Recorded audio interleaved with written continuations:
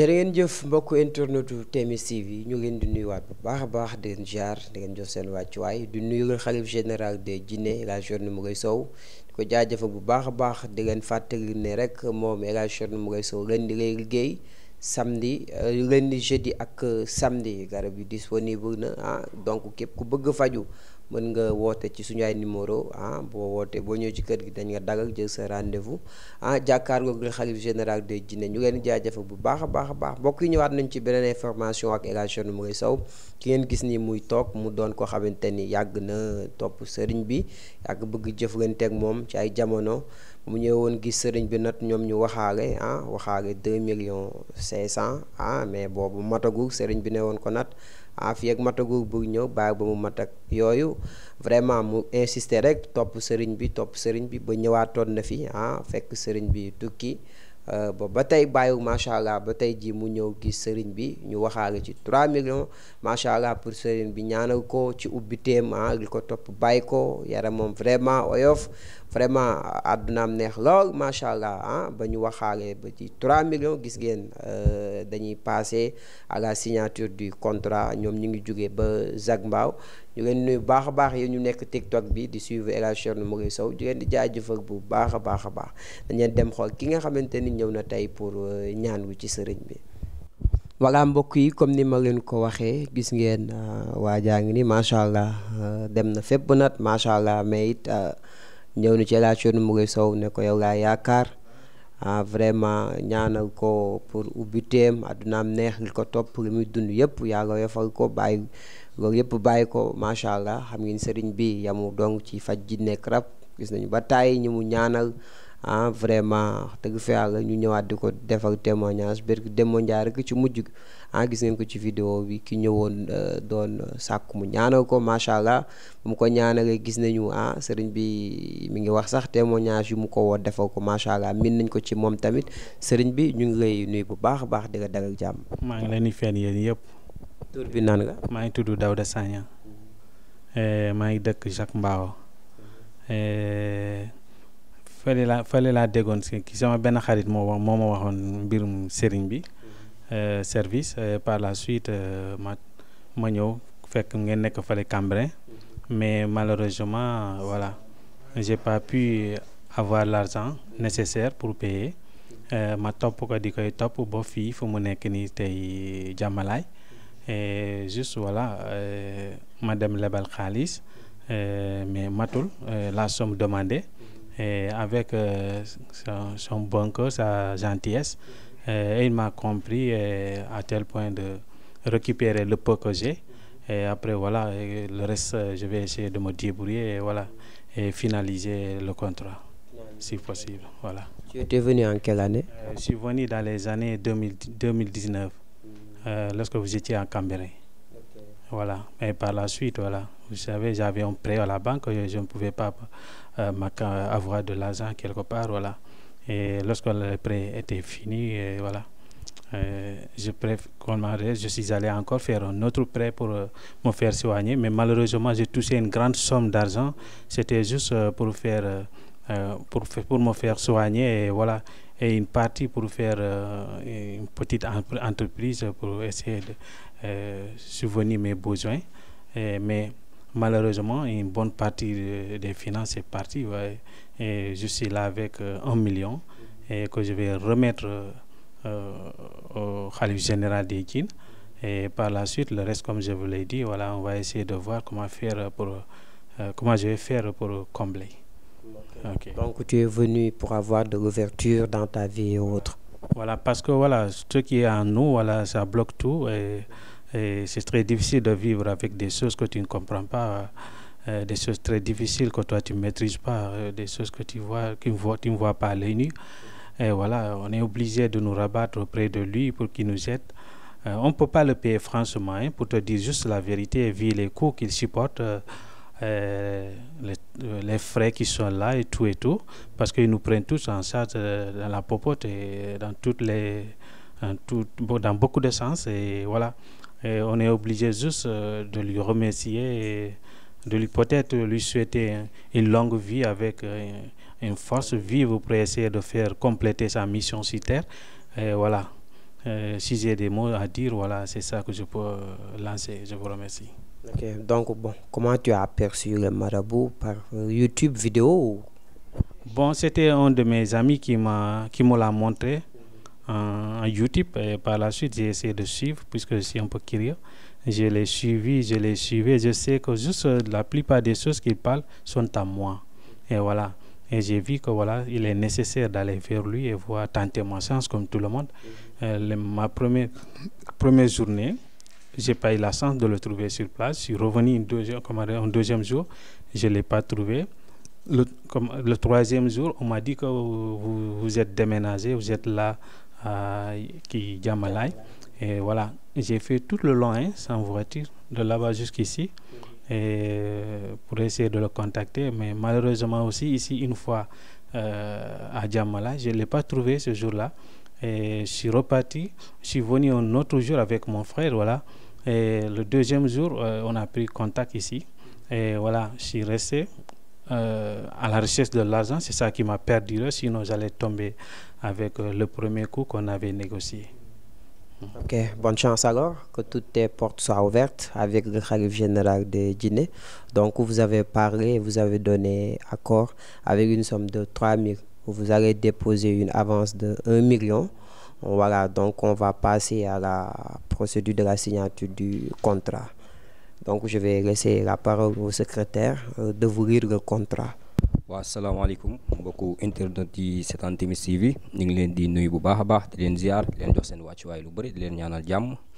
di njëkkee ci nuyoo bi sunu sëriñ sunu wasila sunu yaakaaru tey ak ëllëg ginnaaw yàlla ak yonent bi Alaaji Thierno Moule Sow le roi de la médecine traditionnelle du monde, the king of all the king, borom baatu baatin bi borom bëtu Allahu Muhammad yi borom samsi ak samarusi buuru jinne yi le sauveur de l'humanité ñu ngi koy nuyu bu baax a baax di ko ziar di ko jox wàccuwaayam lu bëri di ko ñaanal jàmm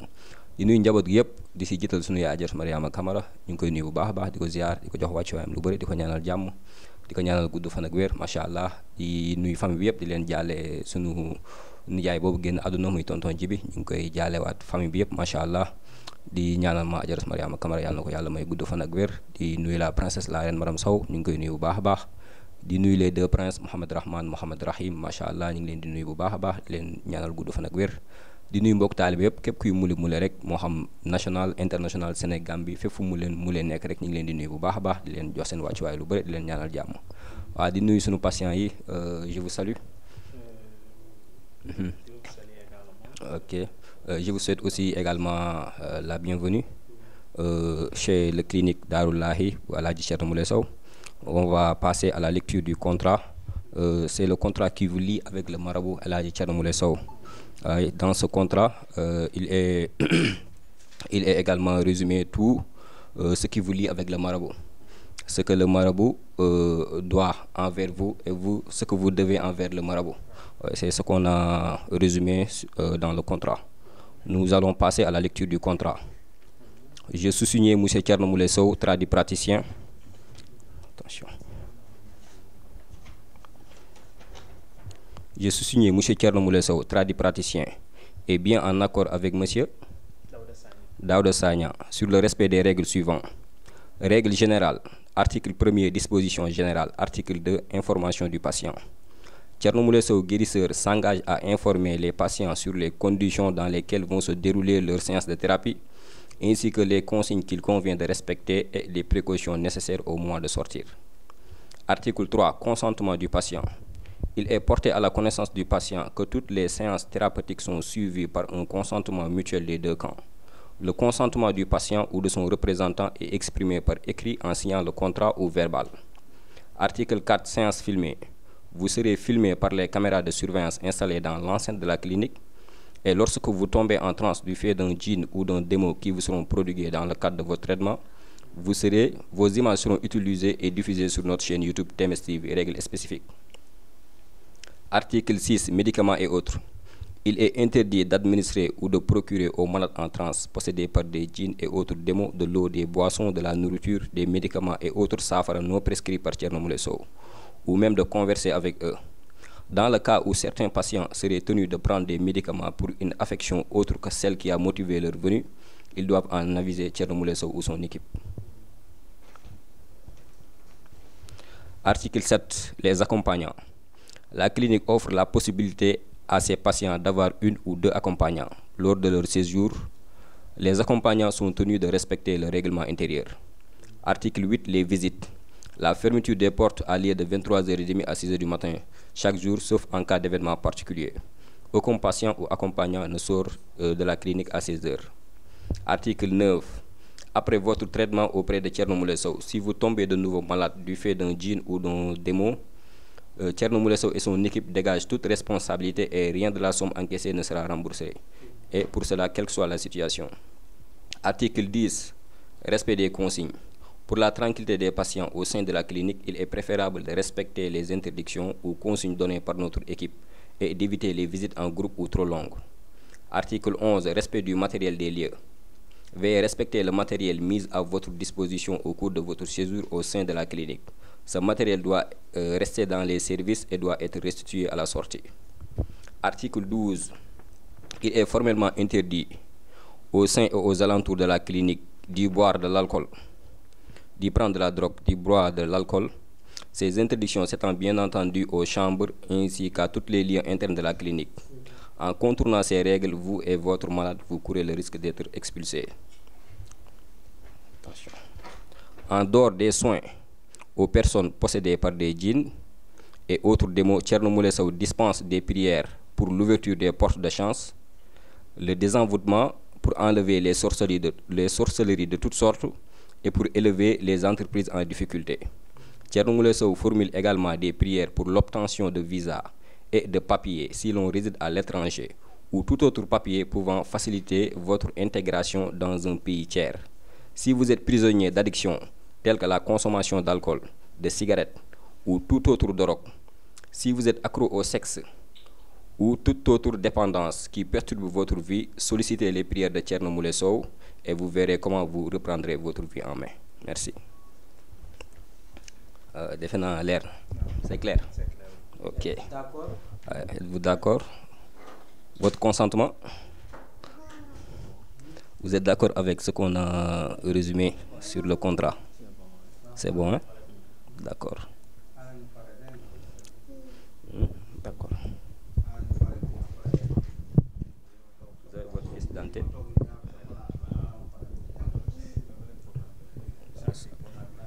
Ok.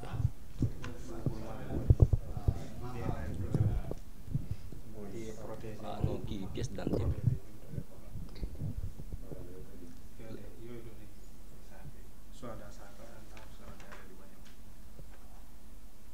Le nom? Daouda Sagna.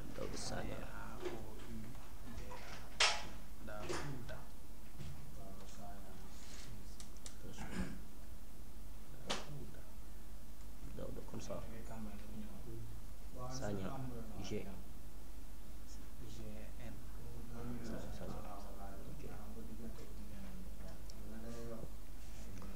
Vous allez signer ici.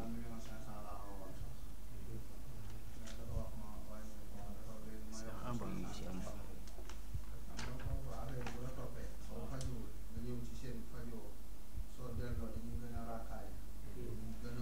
Ok, merci.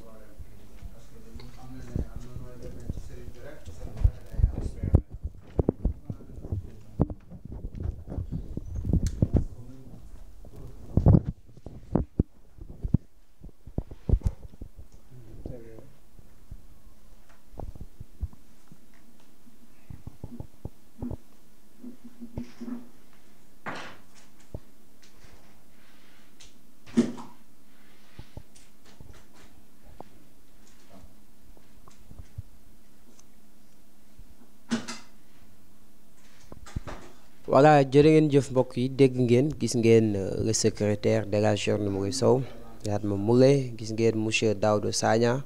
il a donné son accord on lui a li le contrat donc joxe na consentement gis ngeen mu yàgg topp sëriñ bi ba tey ji ñu def accord mais le paiement c'est en moratoire il a donné 1 million et ci 3 millions la ñu tënk donc il a donné 1 million. En tout cas, on vous souhaite bonne chance, que toutes les portes soient ouvertes. Voilà le khalife général de Djiné. Beaucoup de personnes se sont passées ici, mais finalement, bon, ils vont dire alhamdoulilah. Donc, on va laisser la parole. marabout, le khalife général de Djiné. Il va... Donc bon, il va dire un peu de mots envers cela et cette personne qui nga xamante ni yàgg na ko topp depuis des années. Finalement, il a retrouvé le khalife général de Djiné. On a signé le contrat, il a donné son consentement avec moratoire, avec une avance d'1 million. Donc sëriñ bi ñu lay nuyu bu baax a baax di la jox sa wàccuwaay. Dégg nga li mu fi wax mu yàgg la topp macha allah, benn xaritam wax ko say wax macha allah mu gis ko. Donc mu yàgg la topp lool ba tey jii yàlla dogal mu gis la ngeen tënku ci 3 millions gannaaw ba nga waxee ak moom bu yàgg 2 millions 500 tey nag mu ñëw wax dëgg fa yàlla nga jàppale ko def ko 3 millions mu koy fay ci moratoire macha allah parce que yéen joxe 1 million signé na contrat bi. ñu leen nuyu bu baax di la jox sa wàccuwaay te di la bàyyi kàddu gi. jërëjëf di kontaan bu baax di sant suñu borom. di julli ci yonte yàlla Muhammad sallallahu alayhi wa sallam di gën di mbindeef di suñu yaakaaru tey ëllëg gënal ñu suñu ndey gënal ñu suñu baay gënal ñu lépp lu ñu am ci àdduna bi. ñoo ngi kontaan bu baax di la nuyu jaaji di nuyu ñëpp ñu seetaan à travers TMS TV di nuyu Fallou di nuyu macha allah Mbaye di nuyu macha allah Baye Cheikh di nuyu Mamadou Yatma di nuyu ñëpp di nuyu Prince Moulé dama am gan moo ngi nii toog jàkkaarloog man. Le futur roi macha allah ñu ngi koy nuyu bu baax a baax Prince Moulé di naam waaw maa ngi ñëw tuuti Prince mooy wax noonu ñu ngi koy nuyu bu baax di nuyu rakam aussi Prince Rasoul di nuyu madame Sow la reine di nuyu soxna Oumy di nuyu suma goro yi di nuyu ñëpp di nuyu suma yaay di nuyu ñëpp ñuy seetaan à travers TMS TV di jaalewaat encore suma nijaay jibi di ko ñaanal yàlla yërëm ko xaare ko aljanna yàlla oyofal suuf ci kawam barki Dembo Njaay ndeysaan taalibe yi ba ñu ko yëgee jëwriñ ajaratu Xadiba dafa ñëw Ramatoulaye Si macha allah ñoom Mohamed Youssouf Rama Diouf vraiment Algasim ñëw ànd ak Umar ndeysaan Maabo vraiment ma ànd ak Yatma Gallo ànd ak Baye Cheikh Baye Fall ñun ñëpp ñu def délégation ñu dem bëgguma woon sonal sax yéen bëgguma leen woon sonal vraiment ñu ànd dem Tëngéej jaale vraiment yóbbu fa ay suñu njaal yóbbu fa ay teraanga vraiment noonu la àdduna noonu la demal maa ngi ñëw la. di sant bu baax di gërëm taalibe ak mule yëpp national international waa international aussi ñoo ngi woote di jaale rek vraiment di ma nuyu di ñaanal ni suma nijaay parce que xam nañ ko gis nañ ko événement yi day ñëw teraanga bu ne ñu koy defal macha allah di nuyu aussi naka la Daouda Sagna tamit ndeysaan ñu ngi koy nuyu bu baax di nuyu frère am aussi bu mu àndal yàgg na ma topp ndeysaan depuis ma nekkee Cambérène ñëw na fa ñu consulter ko vraiment wax ko prix yàlla def boobu ba tey nag defe naa ne sama ginnaaw tamit ñëwoon na sax fekk xaalis bi motoon na mais n'est-ce pas mais tombé ma dem Dubaï léegi loolu ak léegi war na mat 2 ans ndeysaan yàlla dogal nag xaalis bi mu indi woon mu am fu mu ko def ci wàllu liggéey ak yooyu ci wàllu business am dem na fu ne nag ci ay sëriñ waaye mënul gis résultat coono yaa ngi gën a bari soutien de famille am na wërsëg moo yor famille bi mooy jàppale famille bi waaye gars yi bàyyiwuñu ko jàmm ak salaam di ko xaqatal di ko galgal di ko indil ay jafe-jafe di def ay sokk moto maanaam bëgg faagaagal bëgg ko éliminer parce que wan nañ ko ci gént sax ne boo sàgganul sax ñoom dañ la ñëw pour rey la waaw wax na ma ko léegi nii waaw mu tiit nag jaaxle mu xam ne solution bi fii la à l'époque ñu waxoon 2 millions 500 loolu yàgg na waaye xam nga boo waxee ak nit man su ma la xoolalee 1 mois 2 mois soo ñëwaatee dañuy defaat consultation parce que en général consultation 1 mois la yem su rombee 2 mois 3 mois rek foog ñu seetaat xool mbir yi mën na yokku mën na wàññeeku bu mu ñëwaatee nag vraiment ñu xam nañ ne mbir yi yokku na yàlla def na nag moyen bi mu ko laajoon lépp indiwu ko te ne woon naa ko bu xaalis bi motul c'est pas l'appel ngay ñëw sax nag dafa insister forcer barrières yi ñëw ndax dafa jaaxle sonn depuis suba mu ngi fi tey sax ndeysaan liggéeyu ma dama xawoon sonn coono yi fan yi gis ngeen ak yooyu vraiment ak suma taalibe boobu noonu Fatou Diouf Fatou Diouf jóge ba Calvaire moom it ma jëflantoon ak moom ñaanal ko mu gis résultat def témoignage woo ma depuis foofu mu ñëwaat fii di ma sant di ma gërëm vraiment ba pare jébbalu nag nekk taalibe nekk mule amoon faru rab bu ko sonal nga gis ne ma jëflante ak faru rab boobu noonu dafa naan guddi bu musaan tëdd nii rab bi day tëdd si wetam day gis góor mu tëdd wetam loolu lan la yow amoo jëkkër nga tëdd ni làmb nii gis góor xam nga loolu jinne bi la jinne bi def ko soxna di ànd ak moom di ko gàllankoor di ko yàqal di ko indil ay jafe-jafe boobu bi di metti muy am ay jafe-jafe ñu ñaanal ko en distance ba mu am résultat ba mu am jàmm ndeysaan mu ñëw Sénégal nag mu ne du dem tant que gisuma depuis démb la fi ñëw vraiment ñëw def témoignage bu am solo sant ma gërëm ma vraiment ñu ngi koy ñaanal bu baax yàlla na yàlla sàmm aar ko yokk ko noonu la teranga nit da ngay am kóllëre bu la nit ñaanalee defal la teranga nga sant ko remercier ko parce que kat suba am na aussi suba am na gannaaw suba am na waaw affaire bi du tay kese suba am na gannaaw suba am na boo xoolee ku mel ni Visine Traoré Adama Moulé gis nga ko ndeysaan démb rek xaw ma barki démb rek la ma jox fii teranga bu bari jox ma 500,000 addiya ndax ñoom taalibe yi Moulé international yi chaque weer kenn ku ne day dajale lu mu am vraiment yónnee ma ñii dañuy dajale 100,000 kenn 100,000 ñii dañuy dajale 65,000 ñii dañuy dajale 35,000 kenn ku ne yónnee ma ne sëriñ bi lii ñoo la ko yónnee addiya ndax dañu kontaan ci li ngay def bég ci li ngay def kon Moulé chaque weer international dañu koy def man ma amatul temps sax di wane li ñu may yónnee waaye chaque weer bu manque chaque weer bu ne dañu may dajale addiya lu mu dee chaque weer dee ma yónnee 1,500,000 wala 1 million waa international waa national aussi gis nga kenn demul ñu des di nuyu jëwriñ Fabakary Sonko Moulé jëwriñ Gallo Sow Fama Sow Dikel Sow gis nga Dikel Sow barki démb yónnee na ma 300 euros nee na 150 euros yi maa la ko jaale beneen 150 euros yi jox naa ko pour association bi la ko jox quoi waaw kon nag ñoo ngi koy sant moom it Dikel di ko gërëm di ko ñaanal jàmm di nuyu yaayam ak yëpp moom it am na fu ma jaar ak moom Dikel ba muy ñëw di ma fekk Cambérène metti woon na trop ci moom mu nekk jigéen bëgg liggéey am xam-xam waaye pour mu liggéey problème la pour mu nelaw problème la waaye mu ñëw ñu jëflante ak moom nu kii jaaxle nii Dikel noonu la ñëwoon fii jaaxle ñu jëflante ak moom ba tey ñu sekk ay kóllëre macha allahu ba tey dara manqué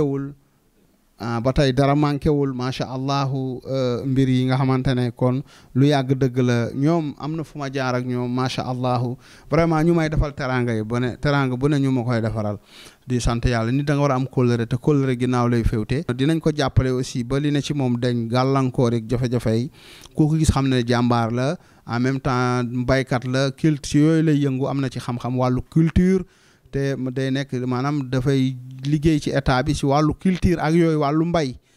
ak agriculture loolu lay def xam nga agriculture boo koy def foog nga am wér am jàmm am salaam sa xel mun a tranquillement soo mun a nga xam loo mun a def mais bu nekkee amoo jàmm amoo salaam sa xel dalul aussi doo mun a liggéey waaye yooyu yëpp bu soobee yàlla dina deñ ndax def loo nañ ko fi soog sax ba mu am jafe-jafe faaram damm ñetti damm yooyu wala kaane ñoo ko def dëmm yi waaye xam nga man dëmm yi mënuñ ci man dara jinne yi mënuñ ci man tus yooyu yëpp defloo nañ ko ndeysaan sonal ko daal yàlla moo ko dimbali bëgg ko ba tey mu ne fii ndeysaan di ko masaw rek di ko yërëm waaye xam nga xool naa ko sax bu xaay bi motul bul ñëw mais nu mu ñëwee tey aussi ñaama soirée Moulé ñoo ngi koy nuyu di nuyu waa international yëpp ndeysaan moom it ñoo ngi koy nuyu di nuyu suma doom jakate aussi xam nga ne moom ndeysaan sëyam bi ndeysaan am na presque fukki at xaw ma ba ma ñëwee ba ma demee mooy suma yoon bi nii ndeysaan ma dellu si waat leen yàlla dogal ba tey ndeysaan jakate maa ngi koy nuyu bu baax di nuyu aussi ñaama soirée doomam yi di nuyu Ibrahim di nuyu aussi Madi di nuyu képp ku nekk France képp kuy taalibe Thierno Moule Sow ñoom Cheikh Talib Bouya bàyyi wuñu kenn képp kuy mule rek sëriñ bi nuyu na la vraiment di kontaan nag bu baax a baax moom it am na fu ma jaar ak moom ñaama soirée moom it xam na li may wax ni yëpp am na fu ma jaar ak moom dimbali ko defal ko ay ñaan ba vraiment mu nekkaat ci jàmm ak salaam delluwaat ak borom këram vraiment nekkaat ci liggéeyam moom it ndeysaan chaque weer dafa may yónnee addiya ba barki Dembo Ndiaye yónnee na ma addiya naam waaw ma ñëw prince moo nekk noonu tey dama am gan macha allah xam nga ne moom du Thierno Moule Sow moom du yërëm diine ak dëmm yi moom kon prince moo toog noonu vraiment di kontaan nag bu baax dinañ ko dimbali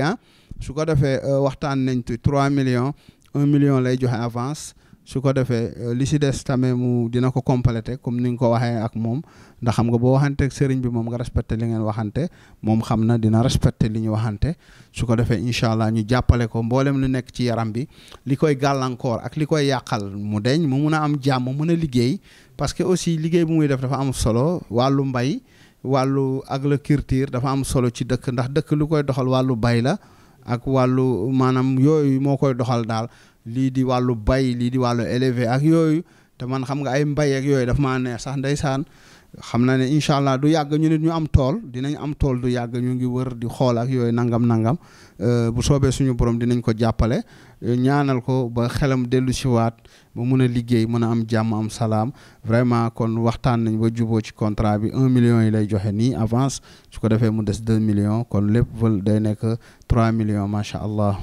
waaw. di nuyu aussi ami TikTok yeeg yëpp ñoo ngi leen di nuyu bu baax macha allah waaw kon nag 1 million baa ngi noonu waaw santé n'est pas de prix ndax wér loo ko jëndee jar na ko ndax wér amul prix ndax bakkan milliard mënul jënd bakkan tey am na ñu bëri ñu tëdd ci hôpitaux yi ñi nga xamante ne tey yor nañ ay milliards suñu mënoon tey joxe seen milliards yooyu am wér dañ koy def waaye mënuñu ko changer kon santé n'est pas de prix kon loo mën a joxe am sa wér am sa jàmm am sa salaam jar na ko parce que tey xaalis bi mun nga ko yor boo ko fi bàyyee say mbokk ñoo koy noosee rek waaw ma ñëw boo ko fi bàyyee say mbokk ñoo koy noosee kon nit ñi nañu jógaat seen bopp nañu fagaruwaat ci seen bopp aar seen bopp parce que dafa am ñu dëkkal fii muy ay dëmm ak ay jinne ak ay rab ñooñu la ñu dëkkal te ñooñu dañuy yàq li ñuy yàq moo ëpp li ñuy defar surtout maa nga nekk soutien famille nga nekk ku am avenir nga nekk nit ki nga xamante ne nit ku war a tekki la ku war a réussir dañu lay gàllankoor dañu lay indil ay jafe-jafe dañu lay yàqal waaye boo fajuwee ut ay protection ak ay musluwaay yàlla mën na la dimbali ba li nga bëgg incha allahu sa rêve mun nga ko réaliser waaw parce que ñoom dañu dangereux parce que calculer def leen ko ay accident ay choc ak yëpp yàlla moo ko dimbali waaye mën nañ ko ci éliminer te buñ ko éliminer woon tey du fi toog di wax waxu faj kon nag li ñuy wax fagaru moo gën faju waaw di wax nit ñi nañu gën a jóg seen bopp ren ndax dëkk bi léegi dafa tas te dëkk bi dafa doy waar ñun ak jinne yi ñoo dëkk ñun ak dëmm yi ñoo dëkk ñoom dañuy wër di ñu ut saa su ne ñu ne nañu fexe fagaru suñu bopp nañu fexe aar suñu bopp su ko defee yàlla dinañu musal ba li ñu bëgg ñu am ko maanaam li ñu réaliser li ñu rêvé ñu réaliser ko du noonu kon nag di sant bu baax a baax kon nag 1 million bi moo nekk noonu macha allah 1 million bi moo nekk noonu maa ngi ñëw Prince kon nag contrat bi ngi noonu kon nag incha allah rek fi ñuy jaar ak gars yi rek foofu la ñuy jaar ak moom jàppale ko comme d'habitude rek ci kàttanu suñu borom di santaat yàlla bu baax a baax nag di julli ci rasulullah sallallahu alayhi wasallam di ñaanal taalibe yi mule yëpp képp kuy jullit ñoo ngi lay ñaanal di ñaanal réew mi yàlla def fi jàmm yàlla def ci jàmm ak salaam ak tawféex yàlla musal ñu ci cat ak seytaane musiba ak balaa yàlla def jàmm ci réew mi ak salaam ñoo ngi kontaan bu baax a baax macha allah su ko defee rek après ñu daal di jublu ci liggéey bi defe naa ne kon nag ñoo ngi santaat borom bi bu baax a baax macha allah du noonu. waa jërë ngeen jëf mbokk yi dégg ngeen kàddu yi monsieur Daouda Wane dégg ngeen li mu wax dégg ngeen li sëriñ bi wax passé nañu signature contrat bi vraiment mu joxe avance su 1 million mook sëriñ bi dañoo tënku ci 3 millions mais en moratoire nga koy fay macha allah sëriñ bi nag daf ko jox rendez-vous lundi bu ko defee ñu def ñu daan def rek macha allah xam ngeen ko y a beaucoup d'exemples yoo xamante ni comme kaawam la ki ci mujj rek bon fekkoon nañ fi ñun ñëpp macha allah gis ngeen mu ngi woo sëriñ bi di ko ñaanal macha allah gis ngeen témoignage yi muy def ci sëriñ bi macha allah mbokk yi bon on va donner le rendez-vous au jour du rendez-vous aussi lundi inchallah pour ce patient monsieur Daouda Sagna ko defee sëriñ bi jubbu ci moom nekk ci moom ñu jaar fi ñu daan jaar xam ngeen sëriñ way garabam ak ay ñaanam macha allah dégg ngeen li mu fi wax yëpp kon boog mbokk yi jërë ngeen jëf ba benn information sur la ñu ngi nuyu naat madame Sow la reine bu baax a baax la reine de la Cherno Moulay Sow mu baax lool maman Oumy Badiane maman Mariama Camara suñu yaay di jaagawaat suñu tonton boobu tonton Jibi yaa ngi ko yàlla xare aljana di nuyu gaa yëpp mbay ci caméra bi sëñ Fallou ay Cheikh Yatma Aliou Mamadou ñu ne ci kër gi yëpp di nuyu madame Babou ak soxna Marème di ngeen jaajëfal di ngeen jox dig daje ba beneen jërë ngeen jëf